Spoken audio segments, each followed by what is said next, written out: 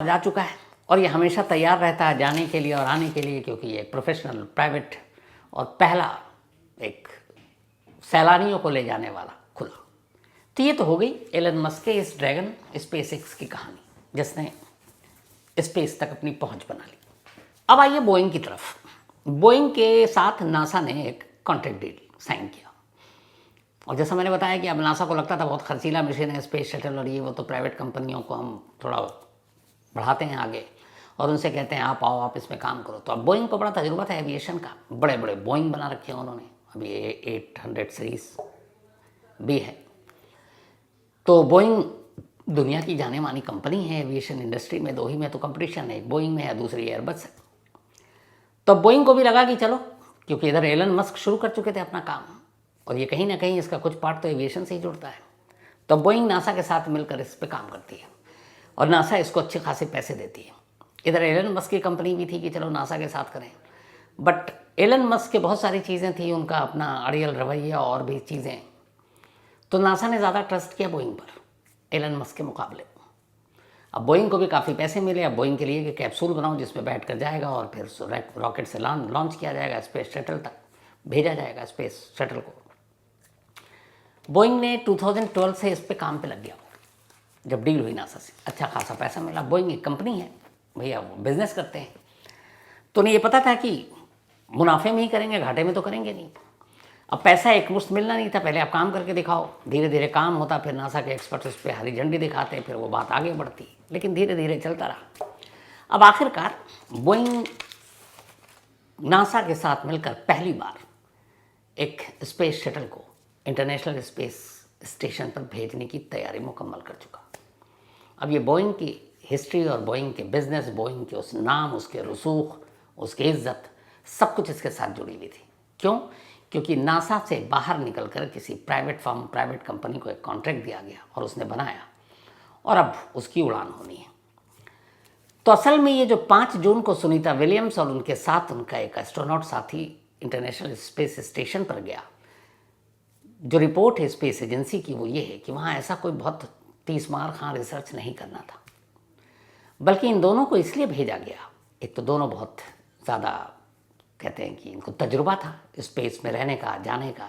Sunita Williams का तीसरी बार था ये, 300 डेज से ज़्यादा वो रह चुकी है। तो सिर्फ मकसद ये था कि बोइंग के इस स्पेस शटल को चेक करना था कि वाकई ये इंसान को लेकर सही जाता और सही लेकर आता है कि नहीं आता। रिसर्च तो वैसी, इसीलिए 8 दिन का इसमें रखा गया था और ऑलरेडी 5 एस्ट्रोनॉट वहाँ मौजूद थे, अलग अलग काम में लोग भेजते रहते हैं देश के। तो कायदे से यही था कि बोइंग के बनाए हुए इस प्रोजेक्ट की कामयाबी और नाकामी को चेक करना था और इसके लिए इन 2 एस्ट्रोनॉट को चुना गया और इनको भेजा गया। अब आप सोचिए कि बोइंग की पूरी साख इस मिशन की कामयाबी पर है, किसी भी बिजनेस के हिसाब से सोचना शुरू किया। अब होता क्या है? अब हुआ ये कि भाई एक तो लंबा वक्त ले लिया बोइंग ने, क्योंकि इसे मालूम है कि पहली बार में नाकाम तो होना नहीं है। अब इसके बाद सब कुछ शुरू हुआ, तमाम चीज़ें बार बार चेक की गई, तमाम एक्सपर्ट ने चेक किया, फिर ये हुआ कि अब इसको भेजेंगे। लेकिन इत्तेफाक से इसको पहले मई में ही जाना था इस साल। जब मई में इसकी तारीख फिक्स हुई कि इसको लॉन्च करेंगे, कोई टेक्निकल ख़राबी आ गई, फिर दूसरी तारीख आई, उस पर भी टेक्निकल ख़राबी आ गई, फिर तीसरी तारीख आई, उसमें भी टेक्निकल ख़राबी आ गई। कहते हैं कि 5 बार ये चीज़ें जो है वो टलती गई और आखिरकार फिर 5 जून की तारीख तय की गई। पहले इससे पहले 1 जून की भी तारीख थी, लेकिन उसमें कुछ गड़बड़ हो गया। अब 5 जून को जब ये इसको लॉन्च करना था, तब भी कहते हैं कि उसमें जब लॉन्च किया जा रहा था तो ये क्लियर हो गया था, एक आवाज़ आ रही थी गड़बड़, और वो आवाज़ को जब चेक किया गया तो पता चला कि हीलियम गैस लीक कर रही है। तो ये वाकई इसको रोकना चाहिए, लेकिन अब इतनी बार, 4-5 बार तो वैसे ही आप रोक चुके हैं। इधर सारी दुनिया की निगाहें हैं बोइंग के इस मिशन पर, क्योंकि बोइंग भी इससे अब कहीं ऊपर निकल जाएगा। लेकिन उन लोगों को, एक्सपर्ट्स को लगा कि ये हीलियम एक लीकेज से कोई मतलब नहीं है, ये आराम से जा सकता है और आराम से 8 दिन के बाद लौट सकता है। तो उन्होंने इस लीकेज की अनदेखी कर दी और उसके बाद ये 5 जून की सुबह उड़ गया और ये ऊपर पहुंचता है। लेकिन फिर तब उधर से ब्रुक्स, जो दूसरे विलियम के साथ थे सुनीता के साथ, वो बताते हैं कि आते आते यहाँ एक नहीं, अब 5 जगह से हीलियम लीक कर रहा है। अब ये हुआ कि क्या करें। अच्छा, उधर ऊपर वो लोग हैं अंतरिक्ष में, इधर ह्यूस्टन में बैठे हुए ये जो बोइंग और नासा के एक्सपर्ट्स वो कांटेक्ट में हैं, वो बात कर रहे हैं। बातचीत से कि ज़मीन से ही गाइड करके उस तमाम चीज़ों को दुरुस्त कर लिया जाए। लेकिन अब उसमें 13 जून को वापसी थी, 5 जून को गए थे, आज 29 हो गया, 16 दिन हो गए, अभी तक ठीक नहीं हो पा रहा है। अब इसमें पहले गड़बड़ियाँ क्या थी वो आप जान लीजिए। जब ये एयरक्राफ्ट 5 जून को लॉन्च किया गया तब इसके कंप्यूटर में जो ख़राबी आई उसके बाद उसको पहले ठीक किया गया, ये छोटी सी थी। लेकिन फिर पता चला कि इसमें से हीलियम जो है वो लीक कर रहा है। अब जब ये हीलियम लीक करने की खबर आई तो ये हुआ कि इसमें बहुत ज़्यादा कोई चीज़ें फ़र्क नहीं पड़ेगी, इसको ऊपर ले जाओ। फिर उसके बाद अब इसके एक थस्टर वो चीज़ होती है जो आपके स्पेस शटल को ऊपर ले जाती है, जो आपने उस वक्त भी देखा होगा चंद्रयान मिशन के दौरान में। तो पता चला कि जो थस्टर इसमें 14-15 थे, तो उनमें से 4 थस्टर ने भी काम करना बंद कर दिया, जो आपको ऊंचाई पर धक्का मारकर और वो सारी चीज़ें ले जाता है। और वो फिर आपके स्पीड को बदलने में, बाकी चीज़ों में एक रॉकेट जो है वो सारी चीज़ें मदद करता है, दबाव को झेलता है। तो उसमें भी खराबी आई, कहा गया कोई बात नहीं है। अब ये सारी चीज़ें वो खराबी थी जो अगर कायदे से अकेले नासा इस मिशन को हैंडल करता तो शायद कभी 5 जून को लॉन्च ही नहीं करता। लेकिन यहाँ एक ऐसी कंपनी इन्वॉल्व है जिसे पता है कि पूरी दुनिया उसकी तरफ देख रही है, वैसे ही इतना डिले हो चुका है, 12 साल हो चुके हैं, और अब जब मिशन नज़दीक है और इसकी कामयाबी जाने और आने में उसकी सारी बिजनेस के मॉड्यूल सब बदल देगी। उसको यह है कि छोटी छोटी चीज़ें होती हैं, चलो निकाल लो, हो जाएगा। अब ये इन्होंने भेज दिया वहाँ पर। अब जब भेजा तो उसके बाद पता चला कि नहीं, ये जो गलतियाँ हैं ये छोटी मोटी नहीं है। अगर हम इसको इसी को वापस भेजते हैं तो ज़रूरी है कि ये नहीं है ज़रूरी कि ये सेफ लैंड करे। हो सकता है ये धरती के वायुमंडल में मिलने के बाद इसमें आग लगे, इतनी ये ज़्यादा ज्वलनशील और ये हो जाए, और फिर उसके बाद जल जाए तो फिर हादसा होगा। तो हादसा होगा तो फिर इसको कैसे नहीं चलाया जाए। हालांकि इसमें एक और भी चीज़ है कि कहते हैं कि इसमें क्या ख़राबी है, अगर ये लैंड करता है तो भी इसका कभी पता नहीं चल पाएगा, इसलिए कि जब लैंड करेगा तो उसके कुछ पार्ट्स जो हैं वो वैसे ही जलकर अलग हो जाते हैं, तो उन्हीं में सारी चीज़ें वो रिकॉर्ड भी होती हैं, तो वो भी पता नहीं चलेगा। तो अब क्या किया जाए, तो अब उसमें यह है कि थोड़ा पहले वेट किया जाए। अगर ठीक कर लेते हैं तो वेट करने के लिए इनके पास टाइम, एक 2 जुलाई की इन्होंने टाइम दी है कि 2 जुलाई तक अगर सब ठीक हो गया तो हम सुनीता विलियम और उनके साथी को बुला लेंगे। हालांकि वहाँ 5 लोग और हैं, राशन पानी का खर्चा नहीं है, कई महीने तक वो लोग वहाँ रह सकते हैं, उसमें कोई दिक्कत नहीं है। एक सिर्फ दिक्कत ये है, वो ये है कि इस स्टार लाइनर बोइंग का जो है, इसको 45 दिनों तक वहाँ डॉक पर रखा जा सकता है, मतलब स्पेस स्टेशन पर, और जिससे वो टच किया हुआ है। 45 दिन के बाद फिर इमरजेंसी में कुछ और दिन तो खींचा जा सकता है, लेकिन फिर वापसी में ईंधन की कमी हो जाएगी। तो 45 डेज मैक्सिमम है। 5 जून से अगर आप जोड़ लें तो फिर 5 जुलाई, और 5 जुलाई के बाद आप 15 दिन और जोड़ लें तो करीब 20 जुलाई तक कोई इशू नहीं है। ये नासा का कहना है, बोइंग का कहना है। लेकिन अगर ठीक नहीं हुआ मान लीजिए और 20 जुलाई से पहले पहले लौटना है तो फिर क्या सीन है। तो यहीं से खेल शुरू होता है 2 बिजनेस कंपनी की राइवलरी की। उसमें यह कि बड़ा आसान है सुनीता विलियम और उनको वक्त से पहले ले आना, चाहें तो कल ला सकते हैं। उसके लिए सीधे आप एलन मस्क के ड्रैगन को भेजकर, जो स्पेस एक्स का है, आप उन दोनों को ला सकते हैं। लेकिन फिलहाल वहाँ पे एक, अभी तो पहले ये कि बातचीत बनेगी कि नहीं, उससे पहले एक और सुनिए।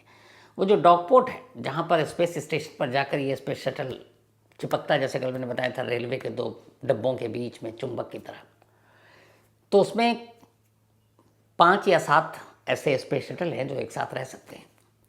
उसमें पोर्ट खाली नहीं है डॉकपोर्ट का, मतलब जितने भी हो सकते थे 5 शटल आके वहाँ पे स्टेशन पर रुके। मान लीजिए एक प्लेटफॉर्म पे 5 ट्रेन ही एक वक्त में आ सकती है, तो इस वक्त स्पेस स्टेशन पर 5 ट्रेनें आई नहीं, तो प्लेटफॉर्म कौन सी खाली है।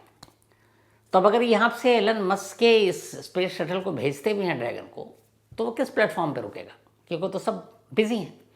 तब उसमें यह है कि उसी स्टार लाइनर को किसी ज़रिए से, रोबोटिक और बाकी तरीक़ों से, उस स्पेस स्टेशन से आपको अनडॉक किया जाए, मतलब हटाया जाए, उस प्लेटफॉर्म से बाहर निकाला जाए, और उसकी जगह पर एलन मस्क के इस ट्रेन को उस प्लेटफॉर्म पर लगाया जाए, यानी स्पेस शटल को स्पेस स्टेशन से मिलाया जाए, फिर जिसमें बैठकर सुनीता विलियम और उनके साथी धरती पर आ सकें। तो पहली चीज़ ये कि डॉक पे कोई पोर्ट खाली नहीं है, जगह खाली नहीं, जहाँ नया कोई जाएगा उन दोनों को अगर इमरजेंसी में लेने के लिए, तो फिर स्टार लाइनर को हटाना पड़ेगा। स्टार लाइनर को हटाने का मतलब बोइंग की साख, पहली चीज़। दूसरी चीज़, अब अगर एलन मस्क से आप मदद लेकर एलन मस्क के ड्रैगन को, उनके स्पेस शटल को आप भेजते हैं सुनीता विलियम उसको लाने के लिए, तो फिर ये साफ मैसेज जाएगा कि नासा ने जिन 2 कंपनियों को कहा कि आप लोग ये कीजिए, और एलन मस्क जिसने तो सारे चीज़ें, सारे कानून नियम अलग करके उसने कहा स्पेस सिर्फ खास लोगों की बपौती क्यों, आम लोग भी जाएं, घूमें एक टूरिस्ट की तरह। तो ये होगा कि बोइंग जैसी कंपनी का मिशन फेल, और एलन मस्क वो देखो कितना कामयाब कि 2 लोग जो नासा और बोइंग की आपसी समझौते से वहाँ पे भेजे गए हैं, सुनीता विलियम और उनके साथी को, उनको लाने के लिए एक प्राइवेट कंपनी को हम भेज रहे हैं। मतलब जो सरकारी कंपनी एक तरह से मान लीजिए आप, नासा और बोइंग, और उसकी जगह एक प्राइवेट कंपनी कौन, एलन मस्क।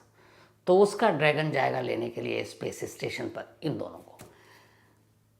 इंसान की जान कीमती है, हो सकता है ये फैसला हो भी जाए, एलन मस्क के ड्रैगन की मदद ली जाए और वो लेकर आ भी जाए, क्योंकि वो लगातार आना जाना लगा हुआ है। लेकिन अब तय करना है नासा को, और नासा को तय करने में दुश्वारी यही आ रही है कि वो बोइंग से पंगा कैसे ले, क्योंकि अगर बोइंग की जगह पर या इसको ठीक नहीं किया गया और एलन मस्क उनका स्पेस एक्स, उसका ड्रैगन स्पेस में जाता है सुनीता विलियम और उनके साथी को वापस लाने के लिए, तो ये एक दाग, एक धब्बा होगा बोइंग पर और बोइंग के इस पहले ही मिशन पर।